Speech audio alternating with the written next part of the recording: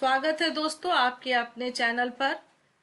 जैसा कि आप देख रहे हैं कि जेएसएससी पीजीटी का एक्सपेक्टेड डेट आ गया है, तो उससे रिलेटेड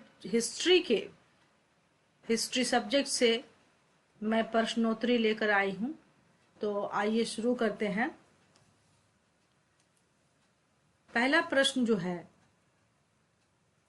दिया हुआ है कि 13वीं शताब्दी में खराज क्या था। 13वीं शताब्दी में खराज क्या था। 4 ऑप्शन दिए गए हैं। कृषि पर कर, भूमि संपत्ति हस्तांतरण पर कर, भूमि पर माफी, सिंचित कृषि पर कर। तो 4 ऑप्शन में आपको राइट आंसर को सेलेक्ट करना है। तो आपका राइट आंसर यहाँ पर है कि खराज का अर्थ था कृषि पर लगाया गया टैक्स। क्या था? कृषि पर लगाया गया टैक्स। ये हमारा राइट आंसर होगा। प्रश्न 2 है, दिया गया है कि निम्नलिखित में से किसने अलाउद्दीन खिलजी के सेना नायक के रूप में कार्य नहीं किया था। तो 4 ऑप्शन है। अल्प खान, खिज्र खान, नुसरत खान, जफर खान। तो ये 4 ऑप्शन में नहीं से अर्थ है कि कोई एक नहीं है, 3 है जिसने अलाउद्दीन खिलजी के सेना नायक के रूप में कार्य किया था। तो कौन नहीं है? तो यहां पर खिज्र खान। कौन नहीं है? अकॉर्डिंग ऑप्शन खिज्र खान नहीं है। नंबर 3 प्रश्न है, निम्नलिखित में से किस स्रोत से हमें सिंध का विस्तृत वृत्तांत प्राप्त होता है।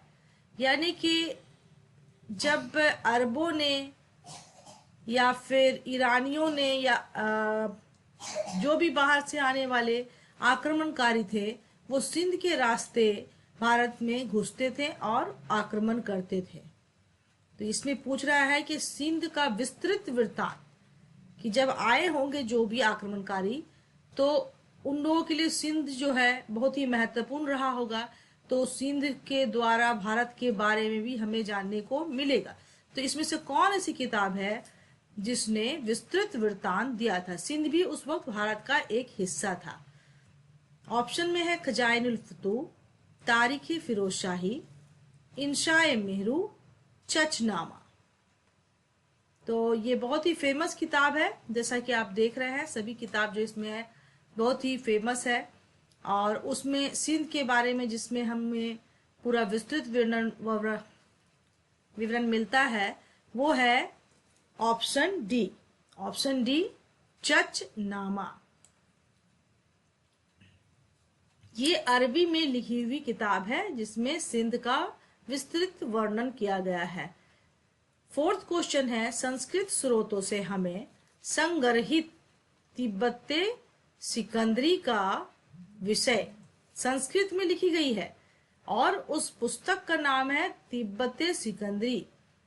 तो उसका विषय क्या है? इस पुस्तक का बहुत सारी ऐसी किताब है जिसको सुनने में लगता है कि ये इस विषय पे लिखी गई होगी, लेकिन उसका अंदर जो वर्णन रहता है कुछ और रहता है। जैसे सिकंदरी से आप समझ सकते हैं कि अगर लड़ाई से होगी या फिर सिकंदर के बारे में इसमें दिया गया होगा सारा नॉलेज। तो लेकिन यहाँ ऑप्शन में आपका है ज्योतिष है, आयुर्विज्ञान है, संगीत है, दर्शन है। तो आपको तिब्बते सिकंदरी में क्या वर्णन किया गया है? आपका उसमें आयुर्विज्ञान, किसके बारे में? आयुर्विज्ञान के बारे में वर्णन किया गया है और उस पुस्तक का नाम है तिब्बते सिकंदरी। 5th क्वेश्चन है, निम्नलिखित युग्मों में से कौन सही सुमेलित है। निम्नलिखित युग्मों में से कौन सही सुमेलित है? अलब्रूनी। देखिए, आप पहले गेस कीजिए, उसके बाद मैं भी आंसर बताती हूँ। अलब्रूनी के द्वारा क्या है? रजमनामा, हसन निजामी, तारीख हिंद, बरनी, तबकाते नासरी, अमीर खुसरो, तुगलकनामा। तो कौन सही सुमेलित है ये आपको बताना है। यहाँ पर नहीं है, यहाँ पर है सही सुमेलित है। तो पांचवा का आंसर आपका होगा डी, अमीर खुसरो तुगलकनामा। अमीर खुसरो ने क्या लिखा था? तुगलकनामा लिखा था। बाकी तीनों गलत है, क्योंकि अलबरूनी का तहकीक हिंद फेमस है, और इसी तरह से हसन निजामी और बर्नी का भी है अमीर खुसरो का तुगलकनामा। अमीर खुसरो एकमात्र ऐसा व्यक्ति या फिर शायर या फिर कह सकिए कि दर्शन शास्त्री, एक लैंग्वेज को, उर्दू जुबान को आविष्कार करने वाला व्यक्ति था जिसने 5 शासकों का शासनकाल को देखा है। नंबर 6 क्वेश्चन है कि किस सुल्तान ने ईरान की राजतंत्रीय परंपराओं को ग्रहण किया तथा उन्हें भारतीय वातावरण में समन्वित किया? कि ईरान की जो राजा या राजशाही परंपरा थी उसको उसने खुद एक्सेप्ट किया अपने लाइफ में और उसको भारतीय वातावरण में उसका एडजस्टमेंट किया। कौन शासक हो सकता है? इल्तुतमिश, बी रुकुनुद्दीन फिरोज, सी अलाउद्दीन खिलजी, डी गयासुद्दीन तुगलक। तो आपका ऑप्शन जो है 6 का राइट आंसर होगा इल्तुतमिश। कौन है? इल्तुतमिश, जिसने ईरान के राजशाही परंपरा को अपनाया और उसे भारत के वातावरण में उसको समन्वित किया। नंबर 7 क्वेश्चन है, शशगनी चांदी का एक छोटा सिक्का था जो बराबर था। शशगनी सिक्के का नाम है जो चांदी का होता था और वो कितने कितने जीतल के बराबर है। जीतल भी एक सिक्के का नाम है, तो कितना जीतल बराबर कितना शशगनी होता था। जैसे हम लोग बोलते हैं ना कितने पैसे बराबर कितना रुपया होता है, उसी तरह से शशगनी कितने जीतल के बराबर था, ये आपको यहाँ बताना है। तो 7 का आंसर है आपका बी, 6 जीतल। 6 जीतल एक शशगनी के बराबर होता था। नंबर 8 है कि निम्न में से किसको 1000 दिनारी की पदवी दी गई या 1000 दिनारी कहा जाता था? आपका ऑप्शन है अल्प खां, बी मलिक काफूर, और सी में जो आपका ऑप्शन दिया गया है वो है नुसरत खां या जफर खां। तो हम लोग बहुत अच्छी तरीके से ये जानते हैं और इतिहास के सभी विद्यार्थियों को ये जानना जरूरी है कि 1000 दिनारी किसको कहा गया था। 1000 दिनारी कहा गया था मलिक काफूर को, क्योंकि 1000 दिनार में उसको खरीदा गया था, इसलिए उसे 1000 दिनारी का लक़ब या पदवी दी गई थी। क्वेश्चन नंबर 9 है, निम्नलिखित सुल्तानों में से किसने जिन प्रभासूरी से आधी रात तक बातचीत की? जिन प्रभासूरी एक जैन महात्मा थे और आधी रात तक उनसे जो है मतलब धर्म के इस पर या फिर कोई और भी सामाजिक डिस्कशन पर, मैंने अच्छाइयों को, सामाजिक जितनी भी है कुरीतियों को दूर करके फॉलो किया जाए उस पर डिस्कशन किया। तो इनमें से कौन से शासक के साथ ये हुआ था? मुबारक शाह खिलजी, मोहम्मद बिन तुगलक, फिरोज तुगलक या फिर बहलोल लोदी। तो इनमें से किनके साथ हुआ होगा? आप गेस करें 1 सेकंड।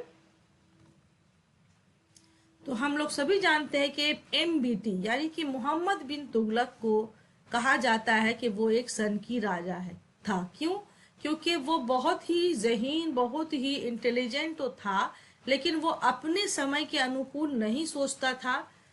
तो जब उसके अंदर ये क्वालिटी थी तो वाजिब सी बात है कि अदर चीज़ों पर और अदर पॉइंट पर डिस्कस करने की कैपेसिटी भी उसी की रही होगी। तो हमारा आंसर है मोहम्मद बिन तुगलक ने जिन प्रभासूरी के साथ क्या किया था? आधी रात तक डिस्कशन किया था। अब है गज सिकंदरी या फिर गज ए सिकंदरी भी इसको कहा जाता है, या फिर गज इलाही में अंतर क्या था ये आपसे पूछ रहा है। गज सिकंदरी या गज इलाही ये जमीन को की पैमाइश करने का एक पैमाना था। जैसे कि लकड़ी से उसकी लंबाई को मापा जाता था या फिर रस्सी को गांठ लगा लगा करके उसका जो है पैमाइश किया जाता था। तो इसी तरह का एक यहाँ पर औजार था या फिर एक मापने का चीज था जिसको गजे सिकंदरी या गजे इलाही कहा गया है। तो दोनों में अंतर कितने का था ये आपसे पूछा जा रहा है। तो 10 का जो आपका आंसर है यहाँ पर, 10 का आंसर है यहाँ पर ए। गजे सिकंदरी 39, उसका माप जो था 39 होता था, और गजे इलाही ये 41 का रेशियो रखता था।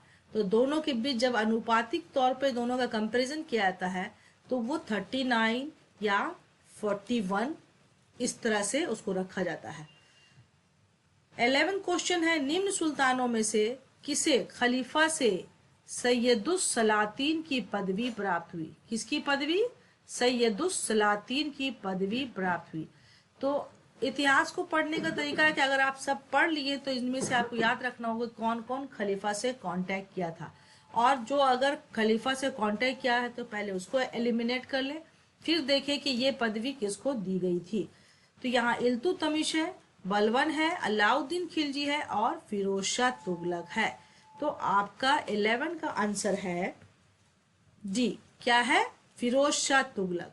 हालांकि खलीफा से जो राब्ता जो है इल्तुतमिश ने भी किया था, लेकिन ये पदवी मिली थी सैयदुस सलातीन फिरोज शाह तुगलक को। नंबर 12 में आपका क्वेश्चन है कि कौन सही सुमेलित है? तो आपका ए में है मुहियान, उसको क्या कहा जाता था? गुप्तचर। देखिए ये सही है या गलत?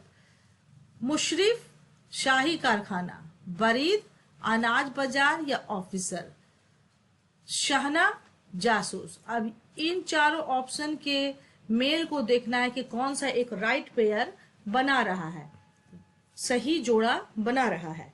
तो 12 का आपका आंसर जो है वो है बी, मुशरिफ शाही कारखाना। क्या? मुशरिफ शाही कारखाना, ये सही है आपका आंसर, और बाकी तीनों जोड़ा नहीं बना रहा है। नंबर 13 में आपका क्वेश्चन है, इब्न बतूता किसके राजकाल में भारत आया था? इब्न बतूता किसके राजकाल में भारत आया था?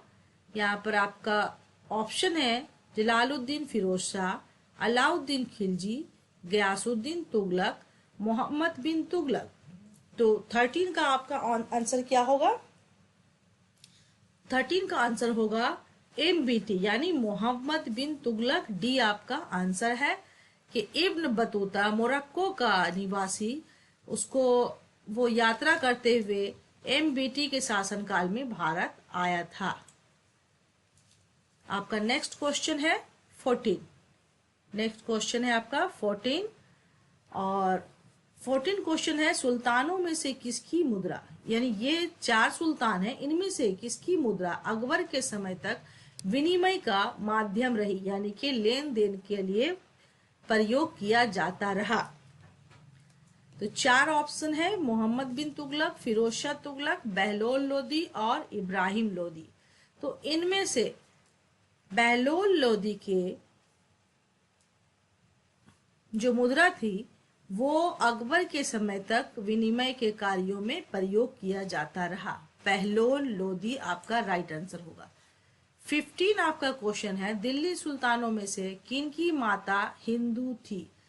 तो उस वक्त जो है जितने भी मुस्लिम शासक हुए वो हिंदू राजपूत राजकुमारियों के साथ उनका विवाह संबंध होता रहा था, कभी इच्छा से, कभी अनिच्छा से, कभी राजकीय या फिर कह सकते हैं कि राजतंत्र में एक राजनीतिक मेल मिलाप बढ़ाने के लिए। तो यहाँ ऑप्शन है नसरुद्दीन खुसरो, गयासुद्दीन तुगलक, फिरोज तुगलक, सिकंदर लोदी। अब इसमें से पूछ रहा है कि कौन सा मतलब चारों, या इनमें से 2 या इनमें से 3 जिनकी माता क्या थी? हिंदू थी।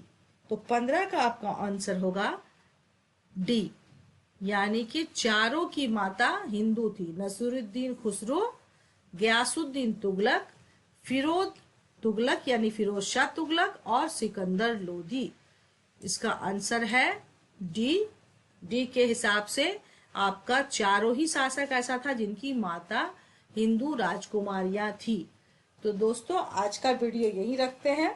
अगला जो है प्रश्नोत्तरी इसी चैप्टर से आपको फिर दी जाएगी। आप हमारे चैनल को जरूर सब्सक्राइब करें।